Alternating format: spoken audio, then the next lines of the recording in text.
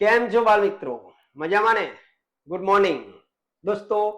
આજના વિડીયોની અંદર આપણે જોવા જઈ રહ્યા છીએ ધોરણ 9 વિષય ઇંગ્લિશ, જેમાં unit number 9 friend from the sky. દોસ્તો, પાર્ટ 1 આપણે અપલોડ કરી ચૂક્યા છીએ. હવે પછીના આ વિડીયોની અંદર આપણે આગળના પેરેગ્રાફ અને એના ક્વેશ્ચન આન્સરનો અભ્યાસ કરવાના છીએ. જો આપે પહેલો વિડીયો ન જોયો હોય તો એને જોઈ લેજો દોસ્તો. એની લિંક ડિસ્ક્રિપ્શનની અંદર આપેલી છે. તો શરૂઆત કરીએ, ટાઈમ ન બગાડીએ અને આગળ આ પેરેગ્રાફોની શરૂઆત કરીએ. ચાલો મિત્રો, આગળનો પેરેગ્રાફ છે આપણો. નાઉ ધ વિન્ડ બીકેમ સ્ટ્રોંગર. પવન જે હતો એ વધારે જોરદાર થયો. એન્ડ ધ લાઇટ, અને જે પ્રકાશ હતો, બીકેમ ડીમ, આછો થઈ ગયો, ઝાંખો થઈ ગયો. પવનનું જોર વધી ગયું અને જે પ્રકાશ હતો એ પ્રકાશ આછો થઈ ગયો, કારણ કે સૂર્ય આથમવાની તૈયારીમાં હતો. But the children went on with their game. Went on, go on એટલે ચાલુ રાખવું.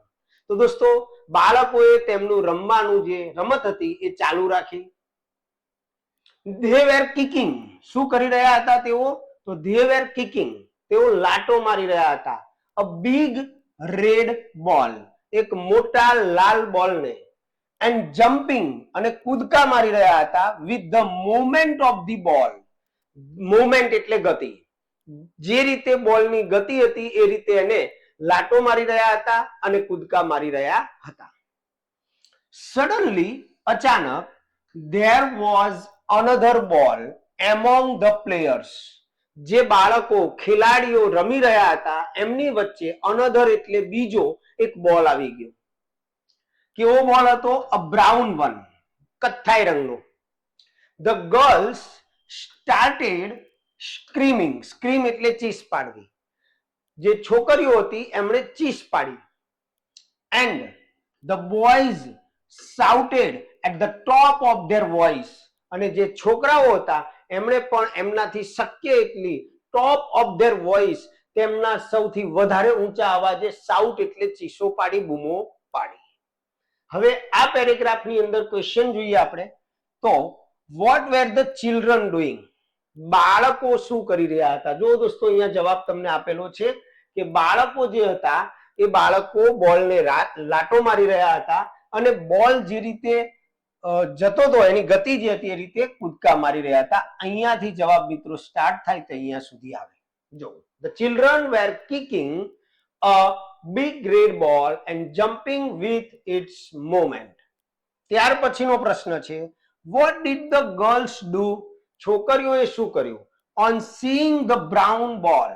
બ્રાઉન બોલ જોયા પછી છોકરીઓએ શું કર્યું? તો જો આ રહ્યો દોસ્તો જવાબ એનો. The girl started screaming. બાઉ, જ્યારે બ્રાઉન બોલ જોયો ત્યારે. તો જવાબ આ રીતે લખીશું, the girls started screaming on seeing the brown ball. ત્યાર પછી ત્રીજો પ્રશ્ન, what did the boys do. છોકરાઓએ શું કર્યું? On seeing the brown ball. Brown ball જોયા પછી છોકરાઓએ શું કર્યું? તો એ પણ જવાબ આપેલો છે. જો, the boys shouted at the top of their voices on seeing the brown ball. છે ને એકદમ ઈઝી. ખૂબ જ સરસ રીતે અને વધુમાં વધુ પ્રશ્નો તમને મળે એવો પ્રયત્ન કરવામાં આવ્યો છે. તો આગળનો પેરેગ્રાફ છે મિત્રો, a brave boy bent down. Bent down નો મતલબ થાય નીચે નમવું. એન્ડ ટચડ, સ્પર્શ કર્યો, ધ ન્યૂ બોલ. હવે જે બાળકો રમી રહ્યા હતા એમાં એક તમારા જેવો બહાદુર છોકરો હતો. એને શું કર્યું? એ જે બીજો બોલ આવ્યો બ્રાઉન કલરનો, એને બેન્ટ ડાઉન એટલે નીચે નમ્યો અને એને ટચ કર્યો, સ્પર્શ કર્યો. It suddenly flapped its wings. દોસ્તો, જેવો એ બહાદુર છોકરાએ એ દડાને સ્પર્શ કર્યો ત્યારે દડો શું કરવા લાગ્યો? સડનલી એટલે અચાનક, ફ્લેપ. ફ્લેપ એટલે પાંખો ફફડાવા લાગ્યો. વિંગ્સ. હવે દડાને પાંખો હોય મિત્રો, એ દડો નહોતો, એ એક પક્ષી હતું જેની ચર્ચા આપણે આગળ કરવાના છીએ, તો વિડીયો સાથે બન્યા રહો. And flew up.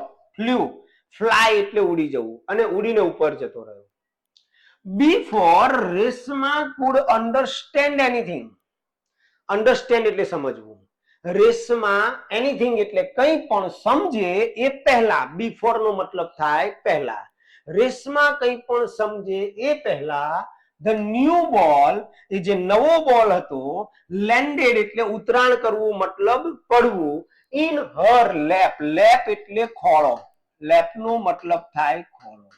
એ જે નવો બોલ હતો એ રેશમા જે બાલ્કનીની અંદર બેઠેલી હતી એના ખોળાની અંદર પડ્યો.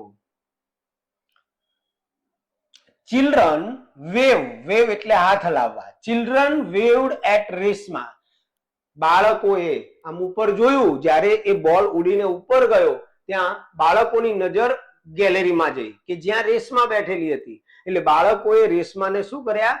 હાથ હલાવ્યા. એન્ડ કન્ટિન્યુ, ચાલુ રાખ્યું, વિથ ધ ગેમ, અને રમત પછી ચાલુ રાખી. તો દોસ્તો પ્રશ્ન તરફ જઈએ. તો પ્રશ્ન નંબર 1 છે, vote landed in Reshma's lap? કોણે રેશમાના ખોળામાં ઉતરાણ કર્યું હતું? શું પડ્યું હતું? તો એક બોલ, નવો બોલ, તો કે ધ ન્યુ બોલ લેન્ડેડ ઇન રેશમા's lap. ત્યાર પછીનો પ્રશ્ન, what happen when a boy ટચડ the new બોલ? જ્યારે, હેપન એટલે બનવું, હેપન નો મતલબ થાય મિત્રો બનવું. જ્યારે છોકરાએ એ નવા બોલને ટચ કર્યો, સ્પર્શ કર્યો, ત્યારે શું થયું? તો van a boy ટચડ a new બોલ, અહીંયાથી જવાબ લખાશે, આ જવાબ. ત્યાર પછી ઇટ ફ્લેપ્ડ, હવે જો એ લાઈન અહીંયા આપેલી છે ફ્લેપ્ડ વાળી, it flapped its wings and flew up. ત્રીજો પ્રશ્ન, what did the children do? બાળકોએ શું કર્યું? તો the children waved at Reshma, જો આ રહ્યો જવાબ. The children waved at Reshma and continued with the game. Okay, તો દોસ્તો ખ્યાલ આવતો જશે તમને, કારણ કે હું ખૂબ જ સરસ રીતે અને એકદમ સિમ્પલ રીતે સમજાવવાનો પ્રયત્ન કરું છું. હવે જઈએ આપણે આગળના વિડીયોની અંદર. ચાલો મિત્રો, તો આગળનો પેરેગ્રાફ છે આપણો, રેશમા ઇટ્સ ટુ મચ. હવે તમને ખબર છે ને કે રેશમાની મમ્મી એના ઘરમાંથી બોલાવી રહી હતી રેશમાને, અને રેશમાએ શું કીધું હતું કે 5 મિનિટ મોર, એટલે કે 5 મિનિટ વધારે મમ્મી મને બેસવા દે. તો રેશમાની મમ્મીએ ફરીથી બૂમ મારી, જુઓ, Reshma it's too much, Reshma બહુ થયું. નાવ કમ ઇનસાઇડ, હવે અંદર આવી જા. શાઉટેડ હર મધર, તેણીની માતાએ બૂમ પાડી. એન્ડ કેમ આઉટ, અને એની માતા પછી જ્યારે રેશમા ઘરમાં ન ગઈ ત્યારે એની મમ્મી પોતે came out in the balcony, બાલ્કનીમાં આવી. શું કરવા બાલ્કનીમાં આવી? To take her daughter in the room, તેની દીકરીને રૂમની અંદર લઈ જવા માટે. બટ પરંતુ સી સો, તેણીએ જોયું, અહીંયા જે સી વાપરેલું છે એ રેશમાની મમ્મી માટે વપરાયેલું છે. She saw some movement in Reshma's lap, રેશમાના ખોળામાં કંઈક ગતિશીલ પદાર્થ જોયો, હલચલ કરતો. એન્ડ હર્ડ, સાંભળ્યું, ફેઇન્ટ ક્રેક, એક આમ થોડો અવાજ સાંભળ્યો એણે. વોટ ઇઝ ધીસ, એની મમ્મીએ પૂછ્યું. સી ક્રાઇડ, તેણીએ પૂછ્યું કે આ શું છે? તો રેશમાએ શું જવાબ આપ્યો? આઈ ડોન્ટ નો, હું જાણતી નથી મમ્મી. ઇટ હેડ જસ્ટ એરાઇવ્ડ, એરાઇવ એટલે આવવું, એરાઇવ નો મતલબ થશે આવવું, તે હમણાં જ આવ્યું છે. રેશમા વોઝ પઝલ, પઝલ નો મતલબ મિત્રો થાય મૂંઝાવું, પઝલ એટલે મૂંઝાવું. રેશમા જે હતી એ મૂંઝાઈ ગઈ. It came from the sky, અને એને એ પણ જવાબ આપ્યો કે આ જે પદાર્થ, આ જે બોલ આવ્યો છે, ક્યાંથી આવ્યો છે? આકાશમાંથી આવ્યો છે. સી સો, સો એટલે બતાવવું, ધ રૂટ એટલે માર્ગ, રૂટ નો મતલબ થશે, આ રૂટ નો મતલબ થશે માર્ગ. ઓફ ધી બોલ વિથ હર ફ્રાઇટન આઈ, ફ્રાઇટન એટલે ગભરાયેલી, ગભરાયેલી, ગભરાયેલી આંખો સાથે રેશમાએ તે બોલના માર્ગને પણ બતાવ્યો કે આ રીતે અહીંયાથી અહીંયા આવ્યો છે. દોસ્તો ક્લિયર? ચાલો ત્યારે એના પેરેગ્રાફના ક્વેશ્ચનમાં જઈએ. તો પહેલો ક્વેશ્ચન છે, what happened when રેશમા's mother came to take her? Happen એટલે બનવું, શું થયું? when એટલે જ્યારે રેશમાસ મધર, રેશમાની મમ્મી, કેમ આવી ટુ ટેક હર, તેણીને લેવા માટે. તો એનો જવાબ થશે when Reshma's mother came to take હર. અહીંયાથી લખાશે મિત્રો જવાબ when Reshma's mother came to take Har she saw some movement in Reshma's lap and heard faint creak. જો જવાબ આપેલો છે આ રહ્યું she saw some movement in Reshma's lap and heard faint creak. આગળ બીજો પ્રશ્ન what was Reshma's reaction. Reaction એટલે પ્રતિભાવ. રેશમાનો પ્રતિભાવ કેવો હતો? તો રેશમા વોઝ પઝલ, મૂંઝાયેલી હતી, એન્ડ ફ્રાઇટન, ડરેલી હતી. ફ્રાઇટન નો મતલબ ડરેલું અને પઝલ એટલે મૂંઝાવું. રેશમા જે હતી એકદમ ગભરાઈ ગઈ હતી અને મૂંઝાઈ ગઈ હતી. શું કહેવું એ ખબર પડતી નહોતી. ઓકે દોસ્તો, ક્લિયર ને? ચાલો મિત્રો, તો પેરેગ્રાફ કે છે mummy push the wheelchair. Push એટલે ધક્કો મારવો. તો મમ્મીએ શું કર્યું? વ્હીલચેરને ધક્કો માર્યો.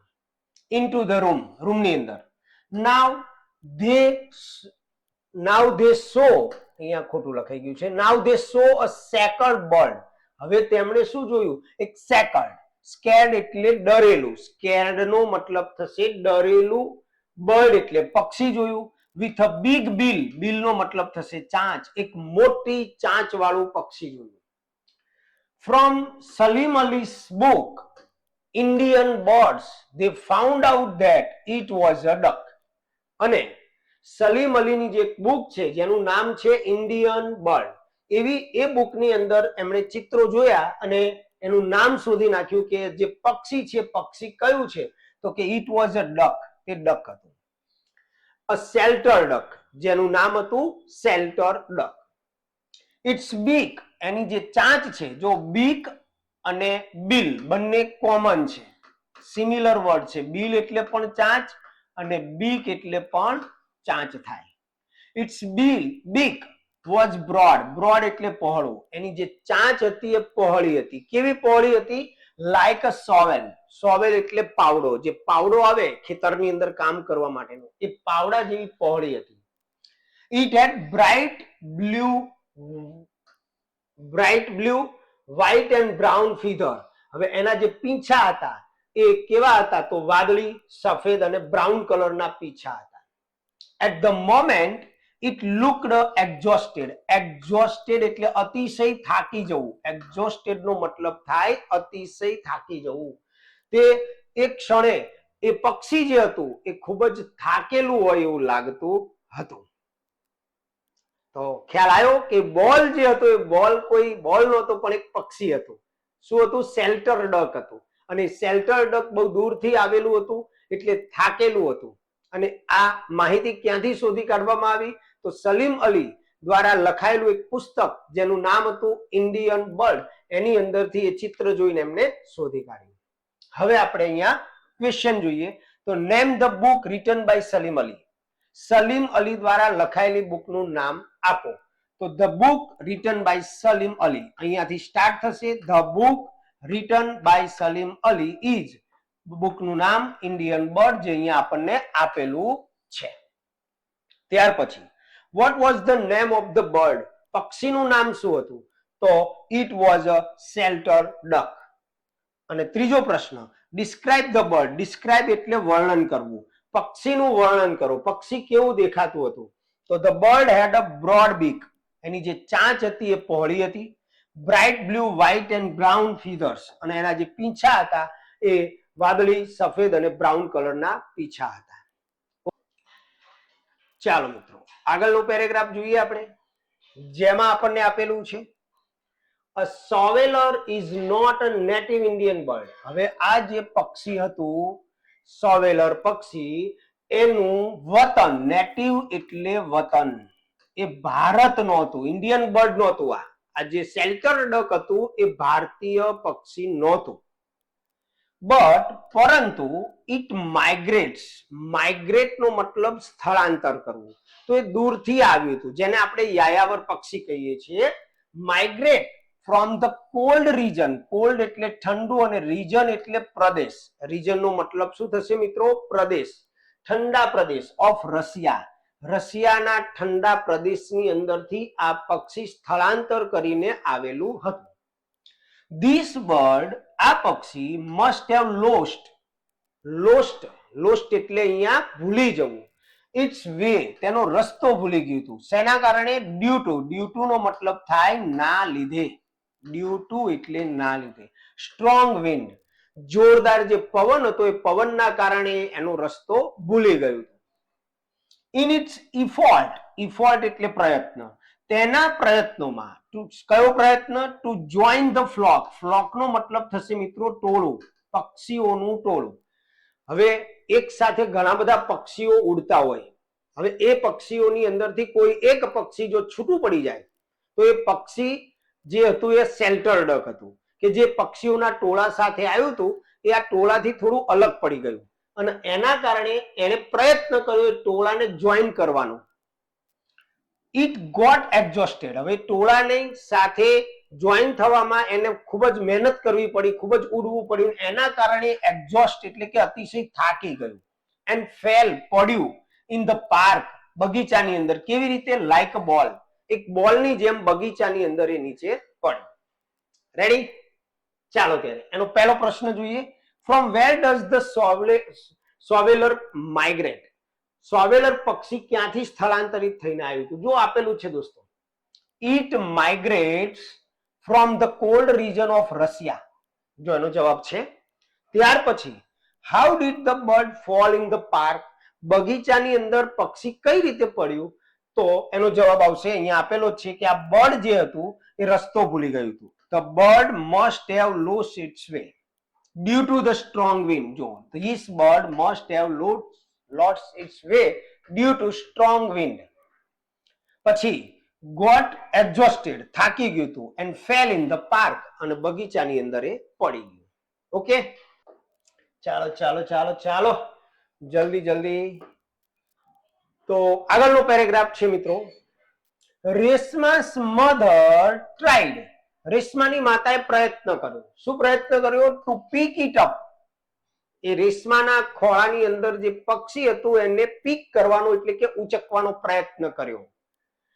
બટ ઇટ સડનલી બાઇટ, દોસ્તો બાઇટ, BITE, આ મૂળ રૂપ છે. બાઇટ એટલે બચકું ભરવું, એનું આ ભૂતકાળ છે.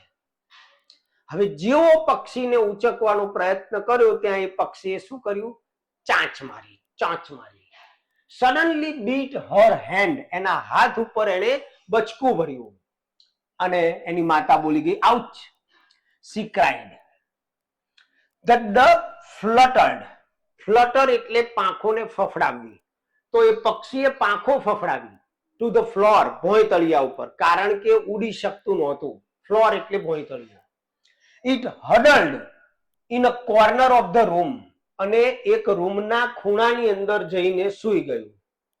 ઓલ થ્રુ ધ ઇવનિંગ, આખી સાંજ, Reshma and her mother, Reshma અને એની જે માતા હતી, ટ્રાઈડ એટલે પ્રયત્ન કર્યો. શું પ્રયત્ન કર્યો? ટુ ફીડ એટલે ખવડાવવાનો, ધ ડક એટલે બચ્ચાને ખવડાવવાનો પ્રયત્ન કર્યો. ધે પુટ, તેમણે શું ખવડાવવાનો પ્રયત્ન કર્યો મિત્રો? તો ધે પુટ બ્રેડ ક્રમ્બ એટલે કે બ્રેડના ટુકડા. નટ મતલબ અખરોટ છે કે કોઈ સૂકો મેવો. ફ્રૂટ્સ ફળ. એન્ડ ગ્રેન એટલે અનાજ. In front of it, in front of એટલે ની આગળ. એમણે આ પક્ષીને ખવડાવવા માટે આવી જુદી જુદી વસ્તુઓ એની આગળ મૂકી. બટ પરંતુ it did not touch any of them, પણ એક પણ ને સ્પર્શ કર્યો પણ નહીં, એક પણ વસ્તુ એમણે ખાધી નહીં એ પક્ષીએ. ચાલો એના ક્વેશ્ચન જોઈએ. તો પહેલો પ્રશ્ન છે નેમ ધ થિંગ્સ, વસ્તુના નામ આપો. Reshma and her mother put એટલે મૂકવું, before the bird two feed it, પક્ષીને ખાવા માટે જે પણ પદાર્થો કે વસ્તુઓ મૂકી તેનું નામ આપો. તો આ રહ્યું દોસ્તો છેલ્લા ફકરામાં. જો ધે, અહીંયા ધેની જગ્યાએ આપણે લખીશું Reshma and her mother. Put bread crumbs, nut, fruits and grains. જો એ ગ્રેન્સ. પછી પાછળનું સેટ કરી દેવાનું. Before the bird two feed it, in front of નું સિમિલર વર્ડ બિફોર. બીજો પ્રશ્ન, What happened when રેશમા's mother tried to pick up the bird? જ્યારે રેશમાની માતાએ એ પક્ષીને ઉચકવાનો પ્રયત્ન કર્યો ત્યારે શું થયું? બચકું ભર્યું. When રેશમા's mother tried to pick the bird, it beat her hand. જો આ રહ્યું, it beat her hand. આ જવાબ. ઓકે, તો દોસ્તો આગળનો પેરેગ્રાફ છે. Mummy, let's give him some rice and milk. ચાલ આપણે એને રાઈસ, રાઈસ એટલે ચોખા, અને મિલ્ક એટલે દૂધ, દૂધ અને ચોખા આપણે આપીએ. આવું કોણે સજેસ્ટ કર્યું? સજેસ્ટ એટલે સૂચન કરવું, રેશમાએ. આવું રેશમાએ સૂચન કર્યું. હર મધર, તેની મમ્મીએ મિક્સ્ડ બોઇલ્ડ રાઈસ, બોઇલ્ડ એટલે બાફેલા, જેને આપણે ભાત કહીએ દોસ્તો, એ રાઈસ મિક્સ કર્યા મિલ્કમાં, અને એમાં થોડું એડ શું કર્યું? શુગર એટલે ખાંડ. મતલબ ખીર જેવું, ગળ્યા ભાત જેવું બનાવ્યું. ભાત અંદર નાખ્યું દૂધ, અને એની અંદર થોડી નાખી ખાંડ, અને આ રીતે બનાવ્યું. She fed, એની માતાએ એને ખવડાવ્યું the bird with ink filler. દોસ્તો શાહી પૂરક, ઇંક ફિલર નો મતલબ થાય શાહી પૂરક. તો સહી પૂરવાનું જે સાધન આવે, જેને આપણે ખડીયો કહીએ, એના વડે એને ખવડાવ્યું. The soveller liked it. મારું બેટું પેલા પક્ષીને તો આ ગમ્યું, ભાવ્યું. જે ગળ્યા ભાત બનાવ્યા એ તો બહુ મજા પડી ગઈ એને. His eyes brightened, એની આંખો જે હતી એકદમ ચમક આવી ગઈ એની આંખોમાં. And he started fluttering his wing. અહીંયા ભૂલ છે. And it started fluttering its wing, અને એણે એની પાંખો ફફડાવવાની શરૂ કરી. But he could not fly, પણ તે ઉડી શક્યો નહોતો. ચાલો ક્વેશ્ચન તરફ જઈએ. What did રેશમા's mother make for the duck? Make એટલે બનાવવું. રેશમાની માતાએ એ ડક માટે શું બનાવ્યું? તો રેશમા's mother mixed boiled rice, milk and sugar and fed the duck. ત્યાર પછી બીજો પ્રશ્ન. What happened when the bird ate the food? જ્યારે પક્ષીએ એ ખોરાક ખાધો ત્યારે શું થયું? તો અહીંયાથી જવાબ દોસ્તો લખાશે. When the bird ate the food. જોવા રહ્યું. His eyes, આ રહ્યો જવાબ એનો. His eyes brightened and it started fluttering his wings. Okay, તો દોસ્તો આજના વિડીયોની અંદર બસ આટલો જ. હવે મળીશું આપણે નેક્સ્ટ વિડીયોની અંદર. જો આપને અમારું કામ ગમે તો વિડીયોને લાઈક અને શેર જરૂર કરજો દોસ્તો, જેથી કરી વધુમાં વધુ વિદ્યાર્થીઓ એનો લાભ લઈ શકે. અને જો આપ અમારી ચેનલ પર નવા હોવ તો સબસ્ક્રાઇબ કરવાનું ભૂલતા નહીં, જેથી કરી નવા બનનાર તમામ વિડીયો આપના સુધી પહોંચી શકે. ચાલો ત્યારે મળીશું નેક્સ્ટ વિડીયોમાં. આવજો. જય સ્વામિનારાયણ.